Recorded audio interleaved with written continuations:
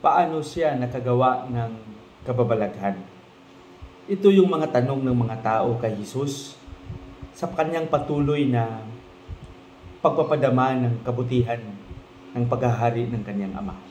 Mga kaibigan, mga kapatid, purihin natin si Jesus, Maria at Jose. Narito na naman ang inyong lingkod, Father Bob, isang paring Karmelita. Ngayon ay nasa ika-5 araw na tayo sa buwan ng Pebrero, araw ng Miyerkules, 2025. Tuloy-tuloy lang tayo sa ating mga pagninilay at pagsisikap na maging mabunga palagi ang ating mga pagninilay na patuloy na humahamon sa atin, sa ating pagiging Kristiyano. Patuloy na humahamon sa atin na gumawa ng kabutihan.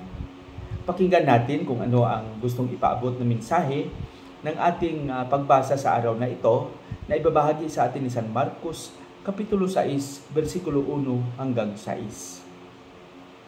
Bakit nagtaka ang mga tao sa ginawa ni Jesus? Alam niyo si Jesus kilalang kilala. Kaya hindi maiwasan na ang mga tao ay magtanong, kay sino siyang anak? Di ba't anak siya ng isang panday?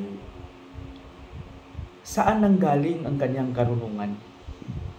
Bakit siya nakagawa ng kababalaghan? Kahit tayo, minsan yan din ang ating na itatanong.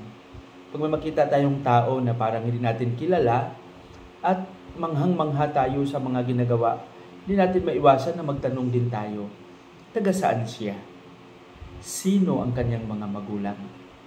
Kaya sa ganitong paraan, makikita natin na yung ating pagkatao ay nagsasalamin talaga sa kung anong klaseng pamilya mayroon tayo.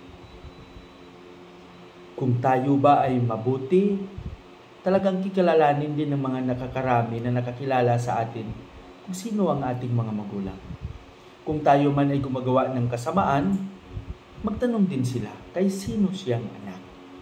Kaya mas maganda na pagsikapan natin na maging mabuti palagi. Na ang ginagawa natin ay sa kabutihan, hindi lang sa ating sarili, kundi sa kabutihan ng lahat.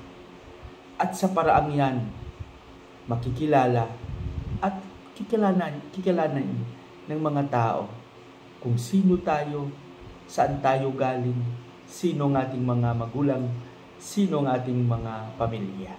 Diba nakakatuwa na kahit wala man sila, tayo lang, naging kabahagi sila ng kabutihan o kasamaan man na ating magawa. Kaya patuloy tayo na magsikap, na maging mabuti. Si Jesus, kung nakagawa man siya ng kababalaghan, una sa lahat, dahil napakalakas at napakatindi ng mga salitang pinipitawan niya. At hindi lang siya nagpapahayag ng kabutihan sa mga tao. Kitang-kita mismo sa kanyang pagkatao, ang kanyang pakikiramay, ang kanyang pakikinig, ang kanyang pag-unawa, at ang kanyang pagpapahalaga. Kahit hindi mo pa sabihin, kitang-kita ito sa buong pagkatao ni Jesus. Kaya doon siya naging epektibo. Talagang tumatalab hanggang buto ang mga ginagawa ni Jesus sa nakakarami. Kaya siguro para sa akin, yan din yung pinakamalaking hamon sa atin, na sana hindi lang tayo maging mabuti, maging mabait, maging magalang sa ating salita, kundi sa ating ding ginagawa. Amen?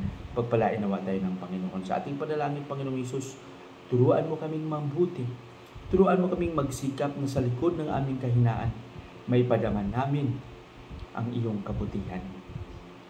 Amen.